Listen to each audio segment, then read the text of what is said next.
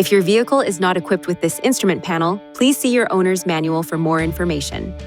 The Lane Departure Warning, LDW, and Intelligent Lane Intervention, ILI, systems are activated at speeds of approximately 37 miles per hour and above, and only when the lane markings are clearly visible on the road. These systems help monitor the lane markers on the traveling lane using a camera unit located above the inside mirror.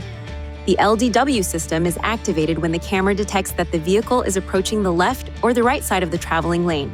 A blinking lane departure warning indicator light appears in the instrument panel, and the steering wheel will vibrate to help alert the driver.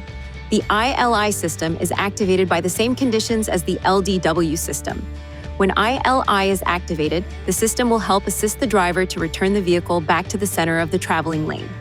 To enable or disable the system, use these controls to select Settings, Driver Assistance, Lane Assist, then Warning or Intervention to toggle the system on or off.